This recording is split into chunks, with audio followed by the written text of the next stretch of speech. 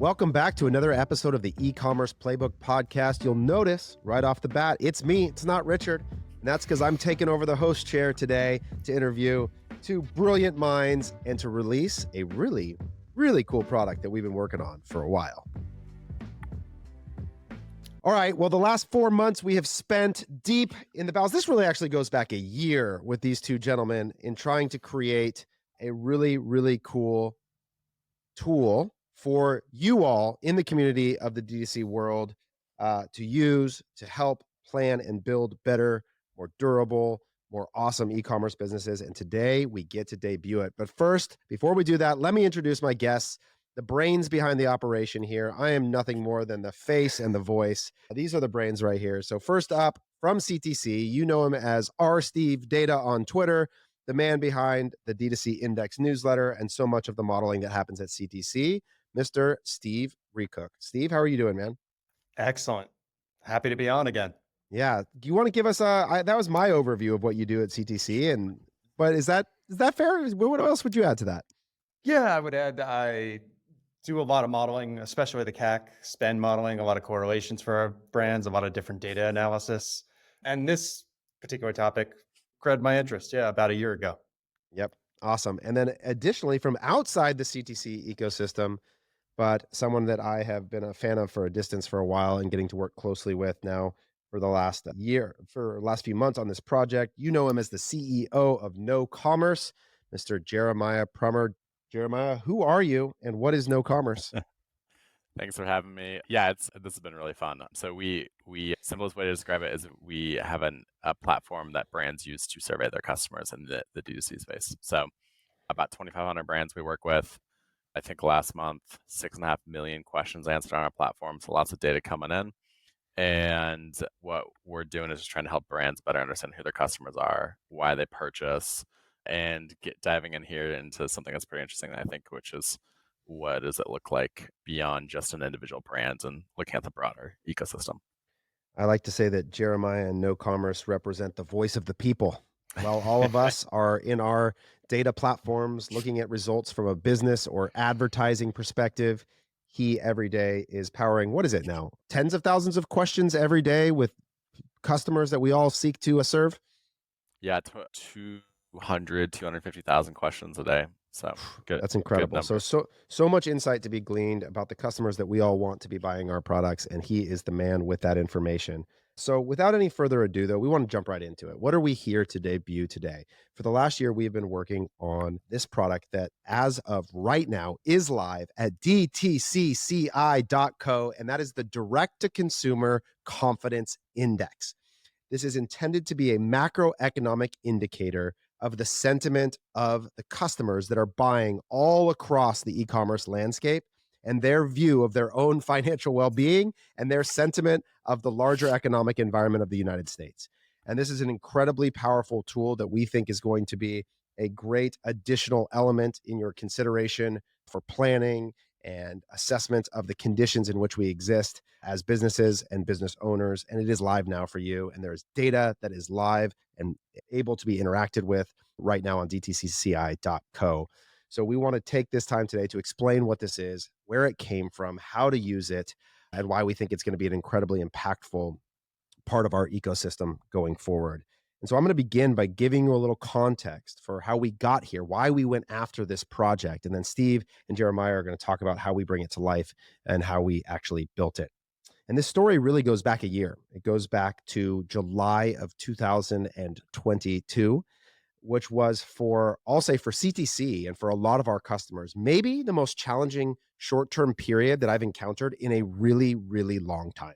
We came out of 2020 and 2021 with all this tailwind, all this momentum, all this growth, and then iOS hits. And then all of a sudden the recession hits, and then inflation, and all of a sudden the news is just full of doomsday scenarios, and it starts to show up in the performance of our businesses and our partners. And so we wanted to explore more. And there was a Slack conversation that began this project. It was from our VP of Paid Media. His name's Tony Chop. And he sent Steve a question. And that question was very simple. It was, hey, Steve, do you think that all this PR around gas prices is affecting consumers' perception of the economy? And that set Steve, as it often does, down a rabbit trail that led to where we are today. But Steve, I want you to pick it up from there and tell me when you got that tweet, what did you do and where did you start pulling on that thread to get to where we are today? Well, I like Tony's idea and that like we're affected by even though we think of ourselves in this own little world with our own data, we're affected by like the broader economic trends. And that was what Tony was kind of hinting at by like thinking about the gas prices. And so gas prices was one of the first things I looked at and how that correlated to our performance. And there was some kind of relationship. It was a little bit weaker than I'd like, but it led down the path of me, wait a minute, maybe we should look at broader economic indicators to see how that impacts our overall e-commerce performance that we're looking at. And that led me to look at consumer price index because that's a little bit more tied to what we're selling. We don't sell gas. I don't think any of our clients are doing direct to consumer gas. But looked at consumer price index specifically for a lot of the goods, apparel and food and beverage, health and wellness, to see if any of those correlated. And they were better than gas. But even more so than that, I looked into consumer confidence index and specifically the one published by the OECD. And I found a pretty good correlation. I think it was 0.888 at the time. Okay, I'm going to stop you. Before you jump to MER, what the heck is, I've heard of CPI. We all have had that beaten into our head for the last year because of inflation. What is the Consumer Confidence Index? So the Consumer Confidence Index dates all the way back to the 1960s. And at the time, it was a bunch of economists that were thinking that it would be useful for businesses to have an understanding of the propensity of consumers to buy things. How ready were they to purchase? If we're going to produce a lot of washing machines, a lot of new automobiles, telephones, televisions, we should have an understanding of how likely people are actually to purchase these things, how ready they are, how disposable is their income at this time. And they started a survey back in the 1960s, calling 5,000 people a month and tabulating that data and publishing a monthly report. And it's a much slower time. Like that made sense at the time. That's how you had to do things. And they're probably calculating all this by hand and sitting there, like going through tallying all the data and like speaking to everyone in person. And that made sense at that time. I think we're in a far more modern era though. They weren't even using Excel back then.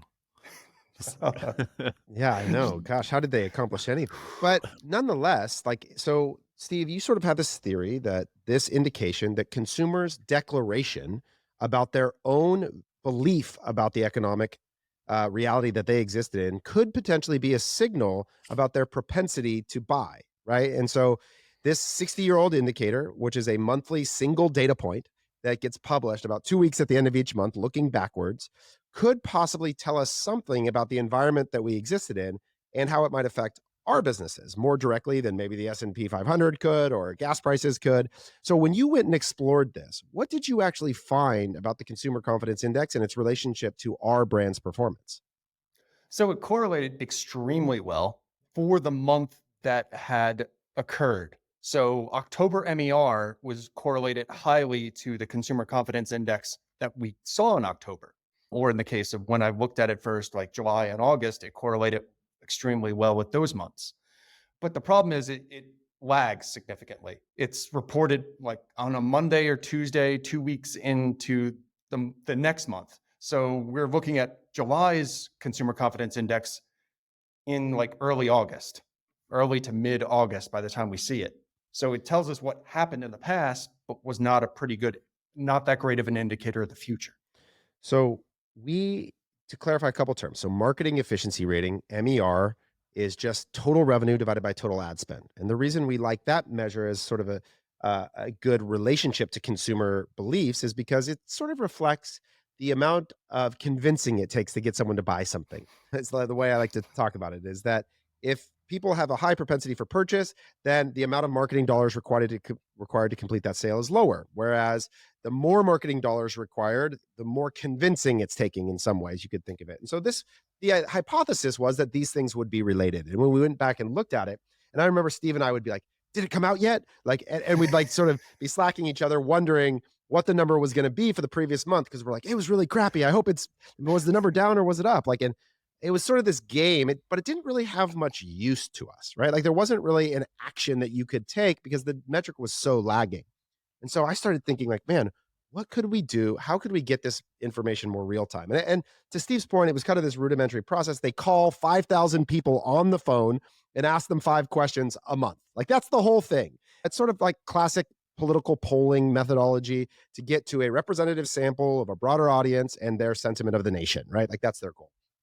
And that's when one day I was scrolling Twitter and I saw a man with some beautiful curly hair in his profile picture. And I thought, there is the solution to all that ails me and all this lagging data. Mr. Jeremiah Prummer and Ecommerce, the company deploying every day thousands of attribution, or not even just attribution, thousands of survey questions on behalf of the D2C industry. That could be the way that we could get real-time view of this sentiment. So I DM'd Jeremiah and I said, Jeremiah, here's my idea. This might be completely off your product roadmap. And he responded and said, no, we are actually thinking about how we can get data from across our network. Let's talk. So we met up in Manhattan Beach and we sat down and we clearly had a shared view of the world and how they could use their incredibly powerful tool to help it bring to life. So Jeremiah, why don't you tell us a little bit about sort of your vision for how surveys play a role in bringing this kind of data to life, and then what we're doing specifically with the DTCCI and Ecommerce. Yeah, for sure.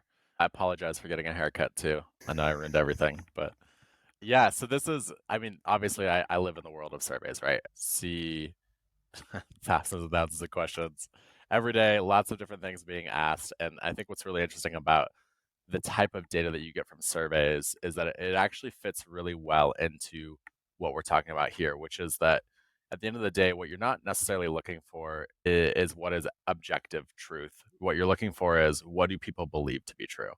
And I think that's a really important distinction, and get into conversations about that all the time on Twitter. But it doesn't actually matter where, like if you talk about attribution, for example, it doesn't actually matter where somebody actually saw your ad for the first time. We're looking for where do they remember seeing your ad. And the same sort of way with this, it doesn't actually matter if somebody spent less the last 30 days than normal. It matters whether they think they spent less the last 30 days.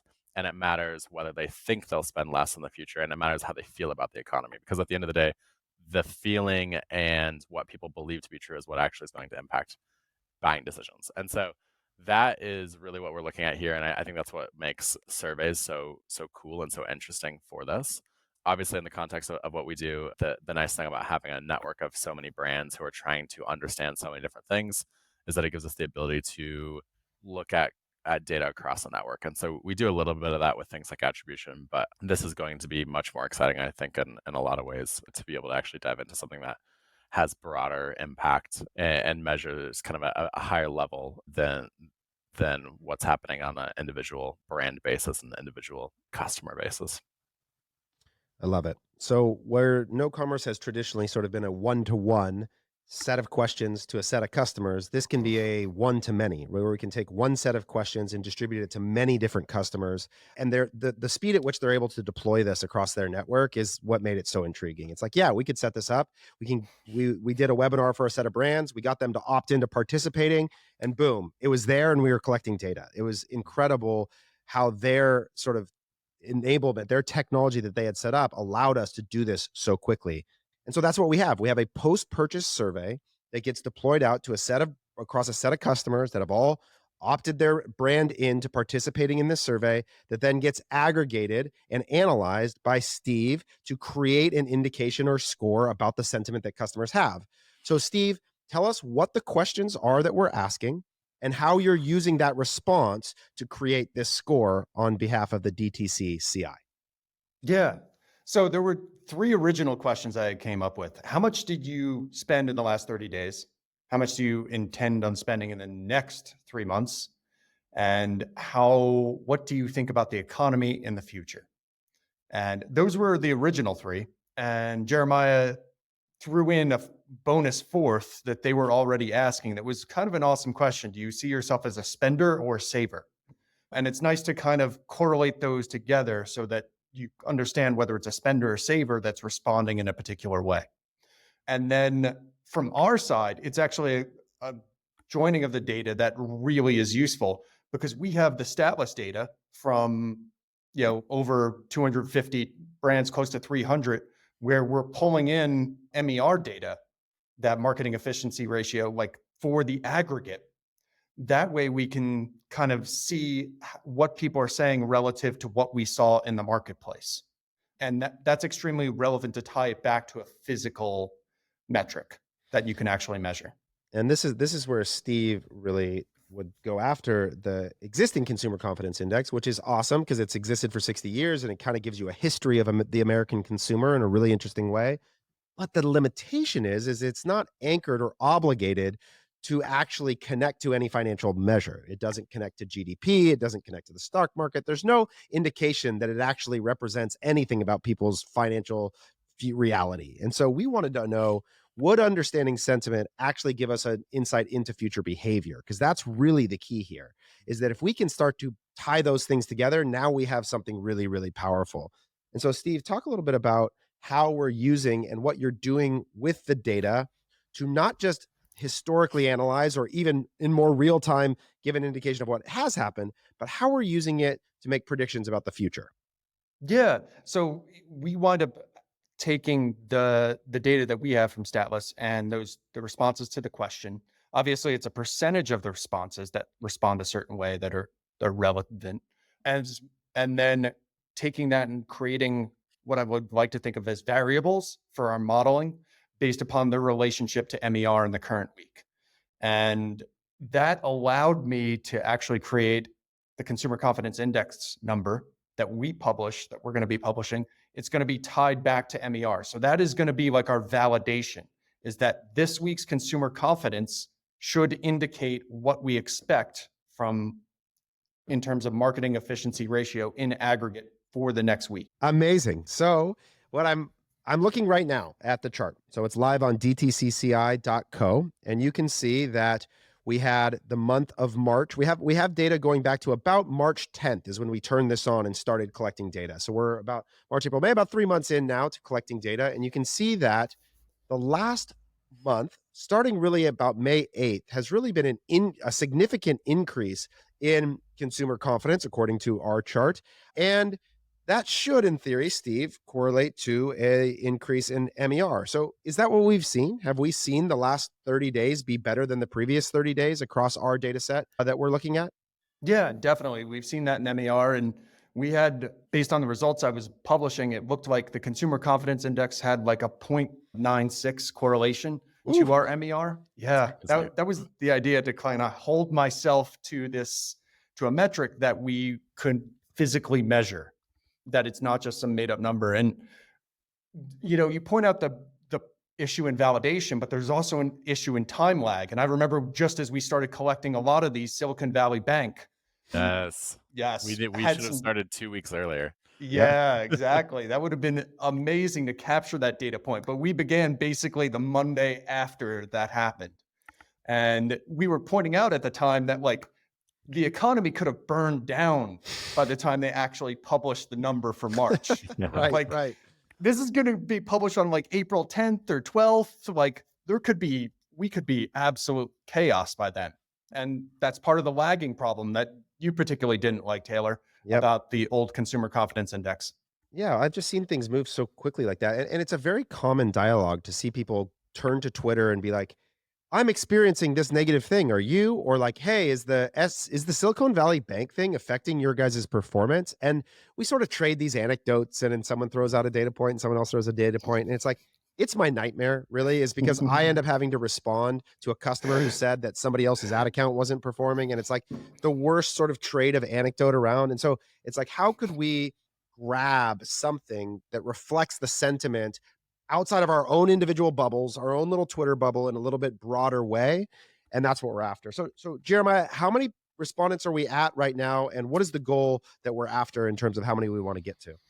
Yeah, so today we're sitting around 200 a day, give or take a little bit. And so we are looking to get to 5,000 a day ultimately. So what we're doing on our end is we are giving people the ability to opt in to participate in this.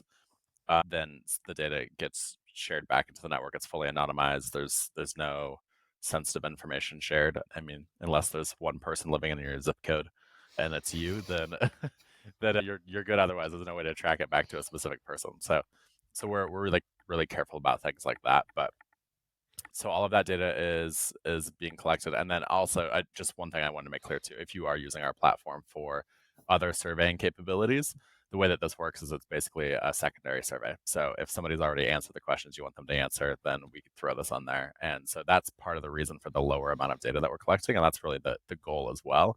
We want more. We want a variety of customers across an entire ecosystem, and I'll say we're early in this, right? Like that's why you want to get to that 5,000 a day. I mean, we're getting pretty close to that 5,000 a month number. I think we're actually over it given this. So we're still like, similar sample size on a monthly basis as the actual consumer confidence index. But ideally, what we have is a handful of people from 100 different brands every day answering this question, and that gives us a really good view of what it looks like across the entire scope of the economy. That's right. So we're not, as a no commerce customer, you're not being asked to substitute this in place of your other survey. This is in addition to, it's totally opt-in basis. You have access to the data regardless. But one of the things that we do want to do is that as we build on top of this, there's sort of a secondary layer where we're going to give out the DTCCI for free for everybody. We think it's an important measure that should be publicly available and tracked. But as an additional layer, what we're going to be releasing here in the next few months is the ability to, one, see your individual customer sentiment score. So track your subset of data customers over time. And then the data on top of how the DTCCI correlates to MER, and the ability to build a predictive model for your own customer base and performance are all things that are going to be opportunities to put this data to use on your behalf. So our goal is to be at 5,000 a day by the end of the year. We want to continue to add in as many different brands as we can and get to that representative sample where every single day we are reporting on a macroeconomic indication of the perception of the e-commerce customer across the country. And we're going to limit it to the United States for now. We could expand this into other countries in the future. Again, the thing that no commerce enables is that this is just, it's a, the flick of a switch, so to speak, if you will, to deploy across what is an international set of stores, right? Jeremiah, you have stores all over the globe. So we can continue to expand this and turn it on from here. So Steve, I'm curious, what else will you be doing with the data? What else can this enable for brands in terms of their ability to put this to use on their behalf, other than going like, oh, people are happy or people are unhappy? How can we use this maybe like to contribute to spend and CAC models or thinking about forecasting? How else can this become a different data point to put to use? Yeah, I think it's particularly useful in a strategic one, at least immediately on a week by week basis, how you can expect things to kind of be going for your business. If we have a particularly good consumer confidence index, you can kind of anticipate that next week you're going to be able to push sales a little bit more. You're going to be able to spend more and get more back in return.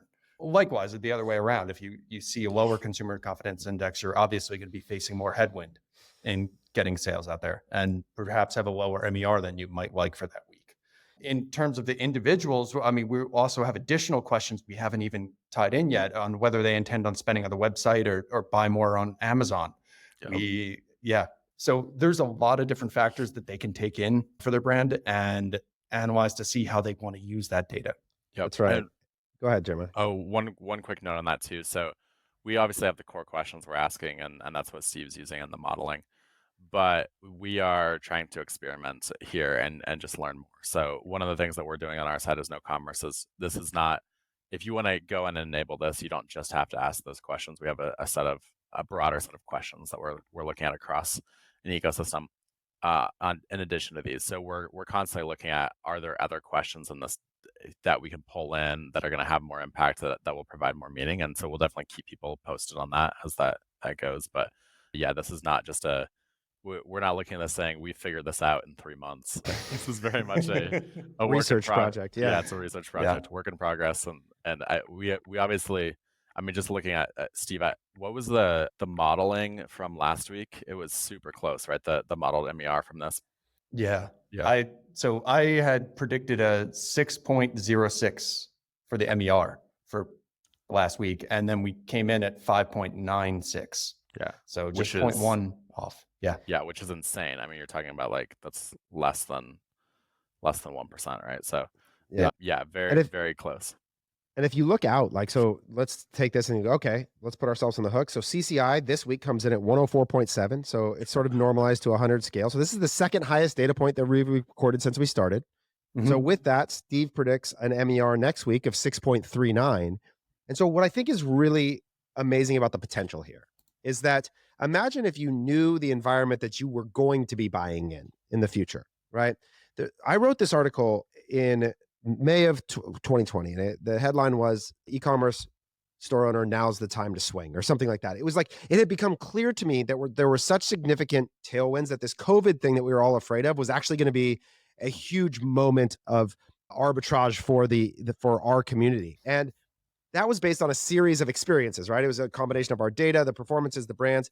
But I didn't have any indication like this that showed me that this specific subset of customers were actually really bullish on, their future in some way.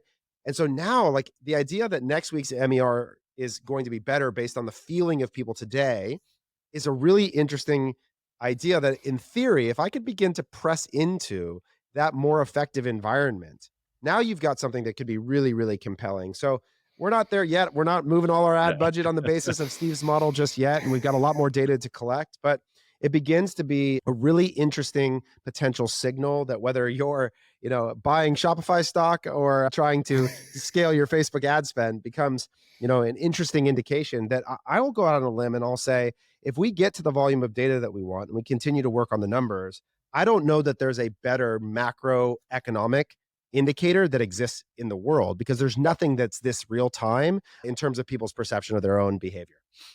Yep. And one quick thing too that we were talking about this earlier today. Something I've seen recently is that you can tell that macroeconomic trends have a massive impact on the effectiveness of ad spend. And looking at things like running evergreen campaigns during holidays, you are basically just taking something that has worked in the past, you keep it running. And basically what's all that's happening is it's just more effective at a time when people are more likely to buy. At the end of the day, like, that's basically it. And so you can see the impact of that happening.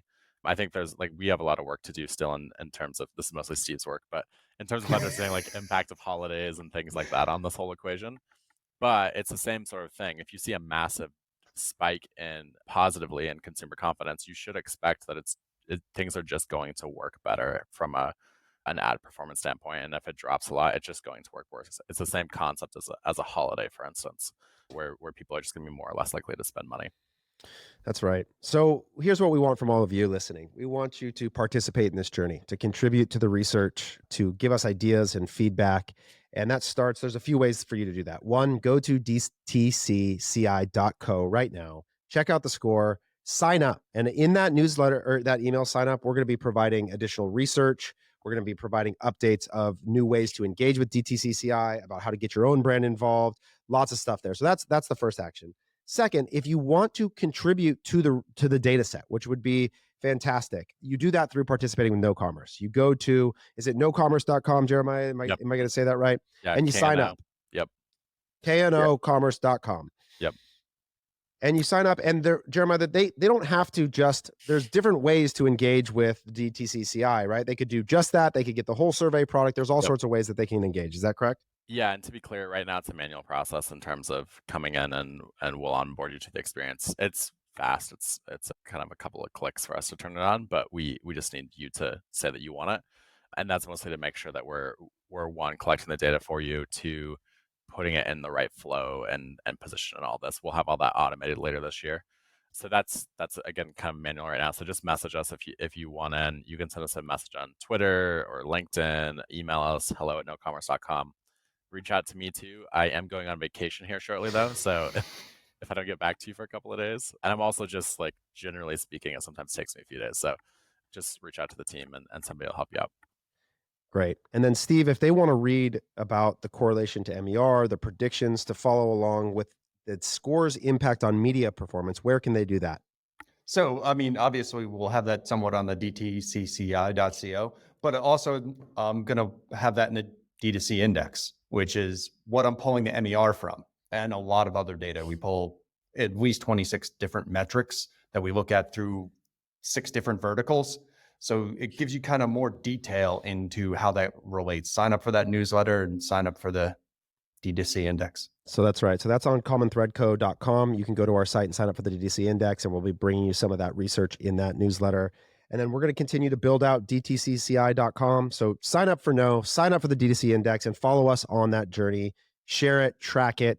And we hope that this becomes another. What I'll say in terms of utilization is I just got back from the Meta Performance Summit, and they have this sort of methodology that they call Measurement 360. It's this idea that there is no single data point that can tell you about the health or performance of your brand. So they're talking about using MMM and attribution and incrementality. And these are all useful indications about the performance. But what's missing in that, and Jeremiah hit on it, is that we'd all like to, and sometimes we have this hubris as an industry that we are moving markets, that we are creating demand all the time. But if there's anything I've learned the last 3 years is that we are really harnessing, and it's more of putting up a sail than it is really driving the motor. And what's happening in the broader macroeconomic environment is usually the strongest indication about the future of our businesses. And so adding this data point, adding a macro signal into your consideration alongside all of your other data, not in replacement of it, not in substitution of it, but alongside it, I think is another powerful way to begin to harness the wave appropriately. So check us out. We're excited to continue to do this project. Jeremiah, I appreciate you for believing in the research and contributing the tooling. And Steve, we appreciate your mind, man. Keep building. Hey, exciting. The Steve team is growing. We got a new data scientist starting this coming week. So hopefully you'll get to meet Rekuc and some of the team that's going on there. And we appreciate you both for stopping by and chatting on the podcast. Yeah, this is all Steve. Yeah. So thanks, Steve, for all your work on this. Thank you guys for all the help and support and the data, and providing the questions. Hey, have a great week, everybody. You too. Yeah. Too.